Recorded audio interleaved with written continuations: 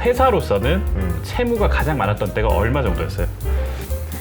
가장 높았을 때가 부채 비율이 개인적으로는 빚이 가장 많을 때가 언제 얼마 정도였습니까?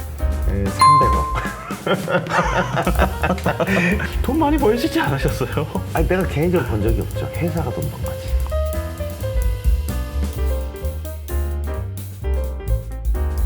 네, 성공을 하려면 실패를 알아야 된다. 성실 캠프 오늘은 이 창업계 거물을 모셨습니다. 네, 다산 네트워크스 남민우 회장님 어서 오세요. 예, 안녕하십니까. 예, 저는 다산 네트워크스라는 회사를 맡고 있는 남민우라고 합니다.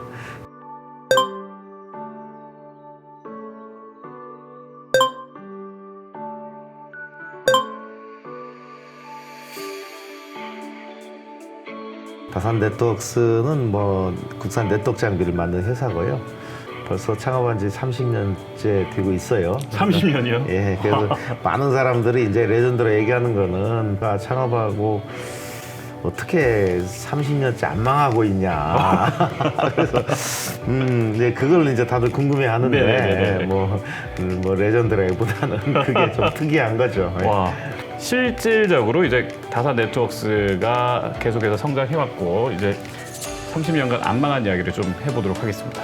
다산 네트워크스 하면 어쨌든 통신장비 쪽이나 IT 기업으로서는 굉장히 성공한 기업으로 이렇게 인식이 되고 있습니다만 사실은 빚을 최근에 갚으셨다면서요? 사업하는 사람들은 이제 로망이랄까 이제 무차익 경영을 할 만큼 이제 와. 자금이 쌓이면은 이제 그때부터는 정말 나 빚내서 사업 안 하겠다. 이제 그게 로망인데 한 30년쯤 지나니까 예. 회사는 일찍부터 회사는 그런 상황을 모면을 했는데요. 사실은 이 창업가들이 빚이 많아요. 근데 개인적으로도 이제 빚을 다 갚게 돼가지고 올해부터는 조금 발 뻗고 잘 수 있다. 축하드립니다. 축하합니다. 아니고요. 자, 근데 이제 우리 회장님이 회사로서는 채무가 가장 많았던 때가 얼마 정도였어요? 가장 높았을 때가 부채 비율이 200% 정도. 그래도 200%면 사실 예전에 IMF 전에는 400% 이상이 돼야 굉장히 어려운 기업이다 그러는데 굉장히 어렵다고 해도 200%셨어요. 아니 그게 사람들이 착각을 하는 게 네네네. 그 고성장기에 부채 비율 400% 정도는 누구나 있는 거 아니야? 네네네네. 라고 생각을 하는데 그건 그때 얘기고 지금은 부채 비율이 100%만 넘어가도 위험하게 봐요. 위험하게 보고 그러니까 그때 당시에 400%를 지금으로 보면 한 100% 정도? 이렇게 보면 대충 비슷해요. 그렇군요. 네. 근데 이제 200%까지 갔다가 네. 이제 그걸 또 이렇게 위기를 극복하셔가지고 지금의 이제 무차익 경영을 하는 이런 상황이 네. 됐군요. 개인적으로는 빚이 가장 많을 때가 얼마 정도였습니까? 300억. 그러니까 이제 보통 여러분 지금 다시 창업가들은- 이렇게 띠링 하는데 아니 개인이 빚이 300억 있었다고요? 예, 그러니까 그게 이제 벤처 창업가들을 보고 사람들이 이제 좀 또 오해를 하는 게 돈 많이 벌시지 않으셨어요? 아니 내가 개인적으로 번 적이 없죠. 회사가 돈 번 거지.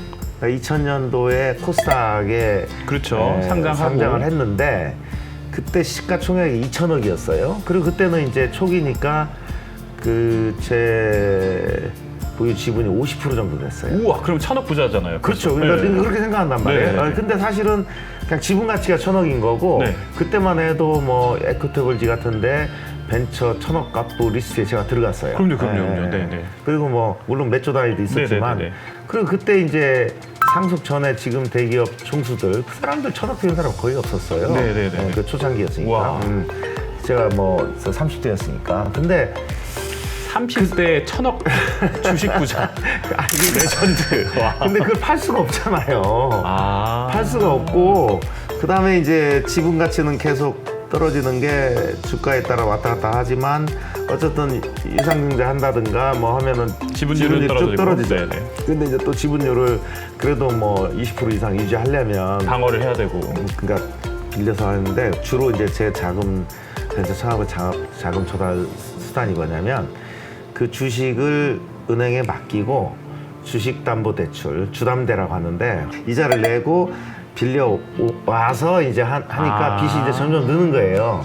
이자도 계속 내야 하니까. 네. 근다고 뭐 월급을 뭐 몇십억씩 몇백억씩 받아가는 것도 아니고 그러니까요. 이껏 해봐야 뭐 1, 2억 수준에서 할 텐데 그러니까 이자도 못 갚으니까 하여간 그게 쭉 쌓여가지고 한 300억까지 늘었었는데 지지난해 왜 3월 17일인가 네. 코로나 터졌을 때 네.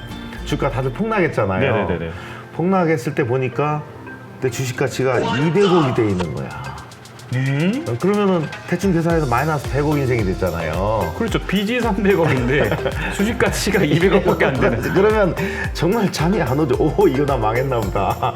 근데 이제 물론 이제 바로 반등해가지고 그 500억, 그렇죠. 1000억이 되게 네네네. 다시 회복은 했는데 그때 정말 생각해보니까 어우 아찔하더라고요. 그러네요 지금.